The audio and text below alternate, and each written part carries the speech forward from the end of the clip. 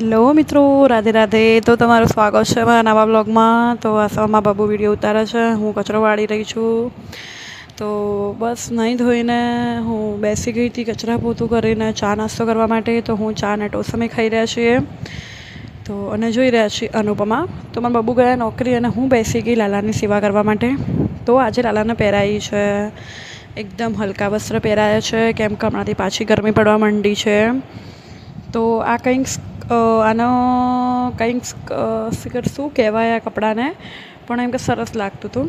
તો બસ લાલાની સેવા કરીને હું કપડાં ધોઈ નાખ્યા. 2-3 દિવસ હતી નહીં, હું મતલબ કે 2-3 દિવસ નહીં, એક જ દિવસ નથી, પણ 2 દિવસના કપડાં બાકી હતા. તો દેખો કેટલા બધા કપડાં ધોયા હતા મેં. કપડાં ધોઈને હું બેસી ગઈ હતી મારા કોલિંગ કરવા માટે. તો કોલિંગ કરીને મેં રસોઈ કરી નાખી હતી. શાક કર્યું છે દૂધીનું, રોટલી કરી છે, મારા બાબુ સોયા સ્ટિક તોડી રહ્યા છે.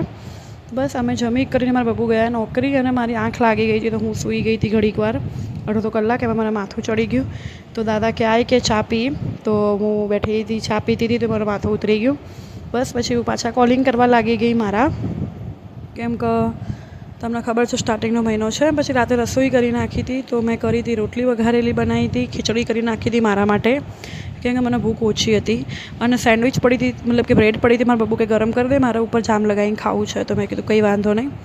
તો બસ વાસણ કરી નાખ્યા હતા, લાલાને બી સુવડાવી દીધા હતા અને હવે અમે સુવાની તૈયારી કરતા હતા. એટલામાં મારા બાબુ લઈને આવ્યા મારા માટે ચોકલેટ. તો હું બહુ જ ખુશ થઈ ગઈ હતી. એમને મારા માટે એક નહીં પણ 2 ચોકલેટ લાવ્યા હતા, એક ડેરી મિલ્ક અને એક કિટકેટ. તો બસ હવે અમે બહેન ચોકલેટ ખાઈશું. તો બસ આવી નાની નાની ખુશીઓથી, મતલબ કે નાની નાની ચોકલેટ કે ગિફ્ટથી ખુશ થઈ જવાય અને લાઈફમાં થોડું મજા આવે, એમ કે બોરિંગ ના રહે. તો બસ મારા બ્લોગમાં લાઈક કરો, શેર કરો, કોમેન્ટ કરો. રાધે રાધે મિત્રો.